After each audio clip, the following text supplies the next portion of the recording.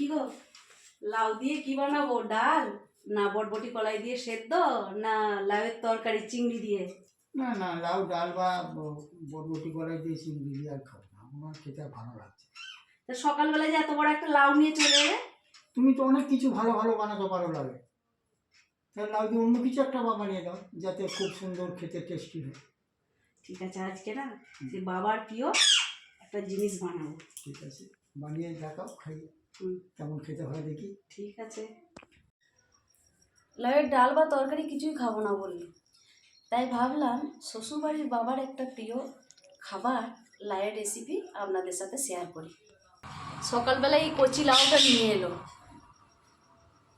রেখে যদি আজকে রান্না না করি, দুদিন রেখে দিলে এর বীজগুলো বড় বড় হয়ে যাবে, তখন আর কিছুই খেতে ভালো লাগবে না। তো চলুন বেশি দেরি না করে দেখে নিয়ে যাবে আজকে রেসিপিটা।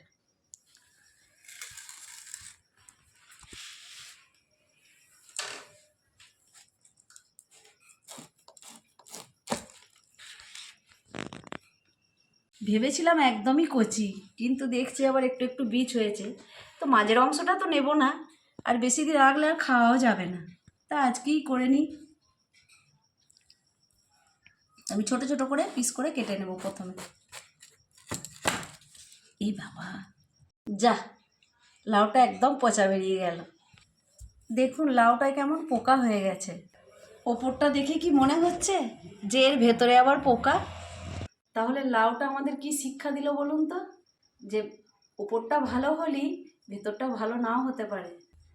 মানুষের ক্ষেত্রেও কিন্তু একই জিনিস প্রযোজ্য। ওপর থেকে আপনাকে ভালো দেখালেও ভেতরটা কিন্তু হয়তো ওই পোকায় ভরা।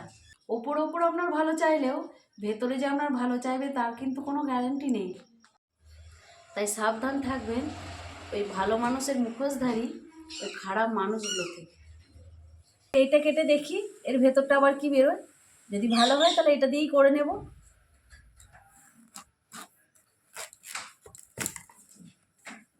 ঠিকই আছে, সবটা পোকা হয়নি। ছাড়িয়ে নিই, লাউগুলো ছাড়িয়ে নিয়েছি। এবার এই মাঝের যে অংশটায় বীজটা, এটা বাদ দিয়ে দেব।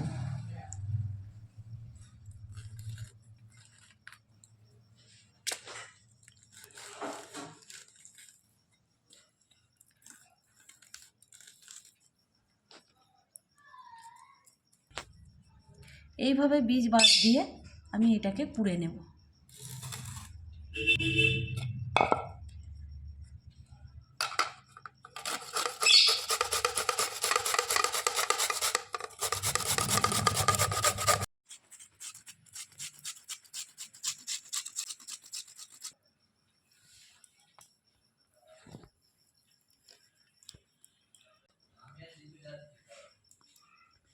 লাউটা আমার পোড়া হয়ে গেছে, চলুন এবারে ভাপিয়ে নেওয়া যাক। এই বাটিতে জল নিয়েছি, এই বাটিতে জল দিয়ে ভাপিয়ে নেব।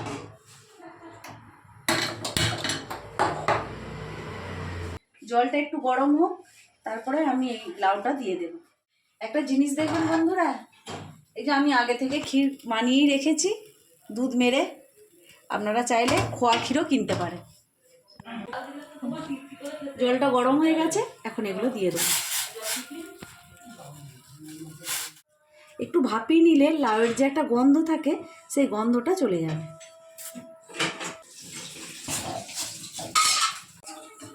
জলটা একটু কম দেওয়া হয়েছে, আমি আর একটু জল দিয়ে দেবো। ফ্লাক্সে গরম জল কড়াই আছে, একটু ঢেলে দেবো।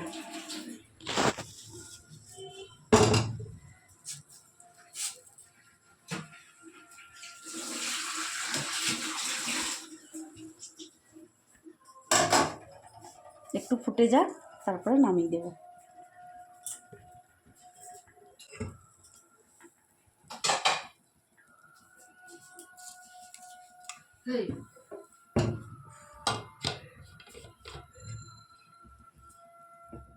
ভাপানো হয়ে গেছে, এখন জলটা ছেঁকে নেব।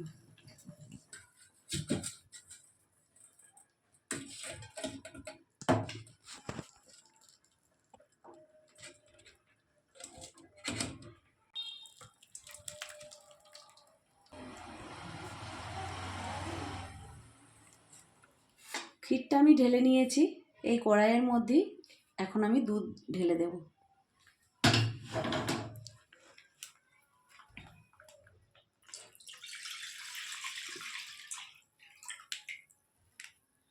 এখানে আমি 1 লিটার দুধ নিয়েছি।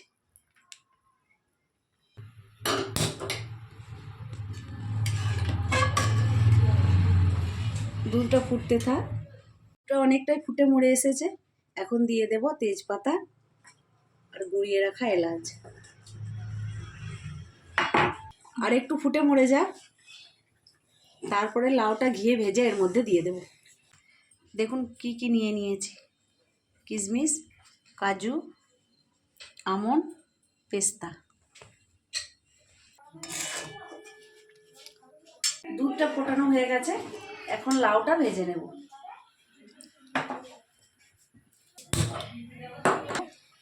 একটু বেশি করে ঘি দিয়ে দেবো,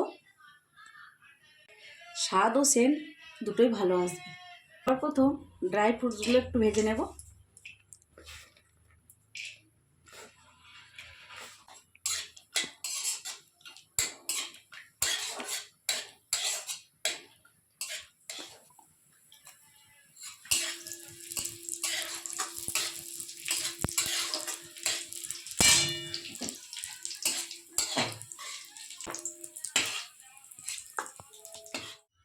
টিপে এর জলটা নিংড়ে বার করে দেব।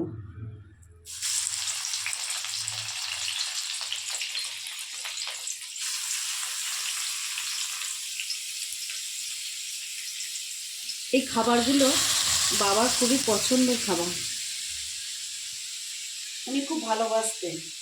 আজ অনেক দিন হয়ে গেল উনি আমাদের মধ্যে আর নেই, কিন্তু ওনার পছন্দের এই জিনিসগুলো যখনই করি ওনার জন্য মনটা খুবই কাঁদে, ওনাকে খুবই মিস করি।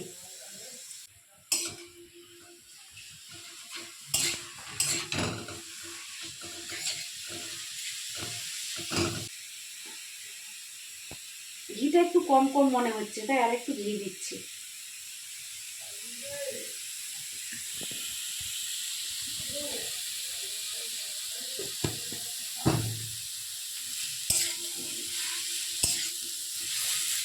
কারোর বাড়িতে যদি ঘি না থাকে তাহলে সাদা তেলে ভাজবেন, কিন্তু ঘি একটা ঐতিহ্যই আলাদা ঘিয়ের খাবারে।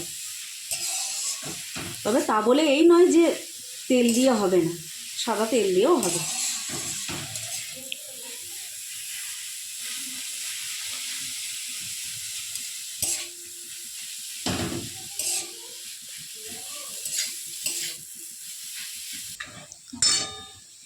দুধটা ঘন হয়ে গেছে, এখন চিনি দিয়ে দেব পরিমাণ মতো।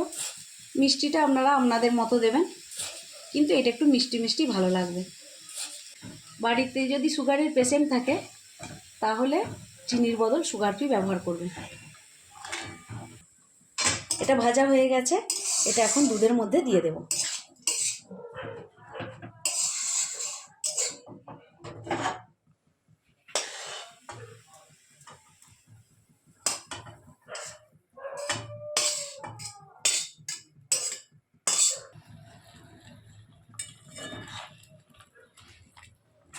এটা রুটি, সরু চাগলি পিঠে, পরোটা সব দিয়েই খেতে পারবেন। স্বাদটা ব্যালেন্স রাখার জন্য একটু লবণ দিয়ে দেব।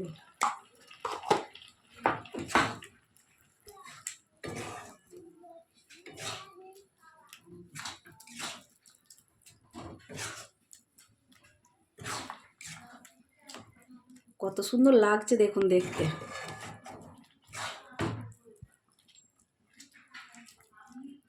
একটা মজার কথা কি জানেন তো বন্ধুরা,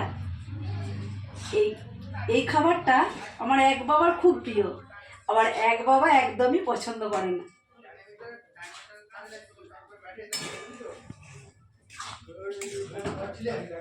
এরপর দিয়ে দেব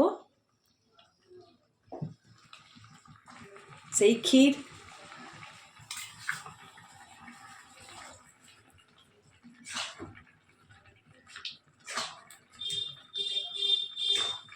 অনেকে এই আপনার চালের গুঁড়ি ব্যবহার করে শেষে, আমি কিন্তু ওই চালের গুঁড়ি টুড়ি দিই না।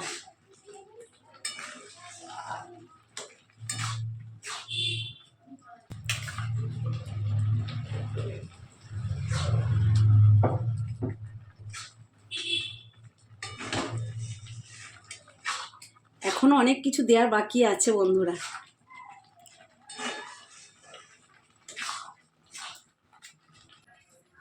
এখন দিয়ে দেব এই ড্রাই ফ্রুট।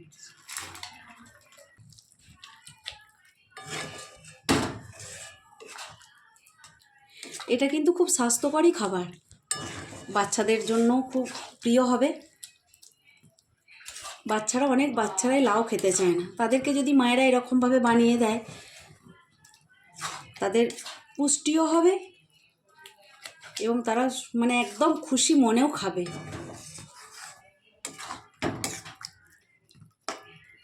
গ্যাস অফ করে আর দুটো জিনিস আমি দিয়ে দেবো, মানে গ্যাস জ্বলা অবস্থায় দেয়া চলবে না, তাহলে কেটে যেতে পারে। একটা জিনিস হচ্ছে গুঁড়ো দুধ, আর একটা জিনিস হচ্ছে, বলছি দাঁড়ান একটু অপেক্ষা করুন।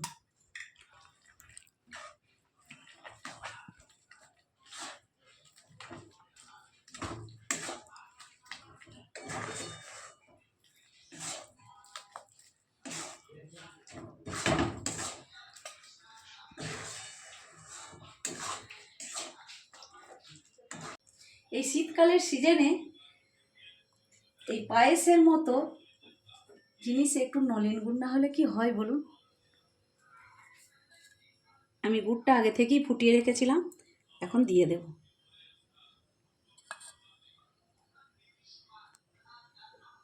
বেশি যেন দেবেন না, তাহলে আবার খুব বেশি মিষ্টি হয়ে গেলে ভালো লাগবে না। গ্যাসটা কিন্তু অফ করেই দেবেন, তা না হলে কিন্তু কেটে যাবে, বারবার বলছি।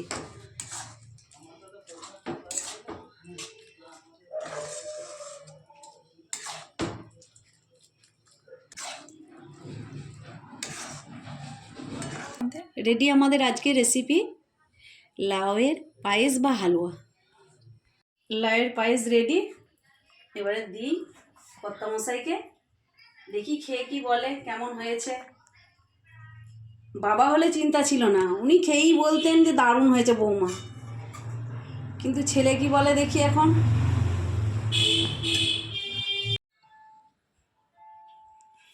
চলুন দেখি খেয়ে কি বলে। নাও রেডি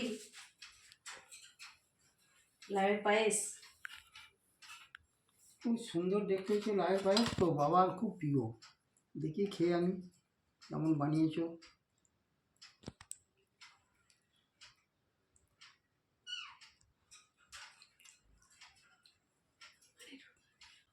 কেমন হয়েছে?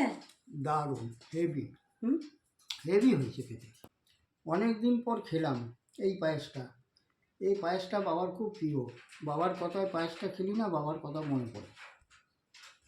আপনারা কিন্তু এই লাউয়ের পায়েস অতি অবশ্যই বাড়িতে বানিয়ে খাবেন।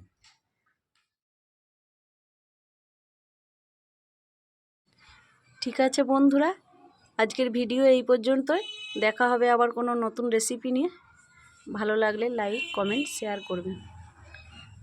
আর নতুন বন্ধুরা আমার চ্যানেলটিকে সাবস্ক্রাইব করে আমার পাশে থাকবেন। ধন্যবাদ।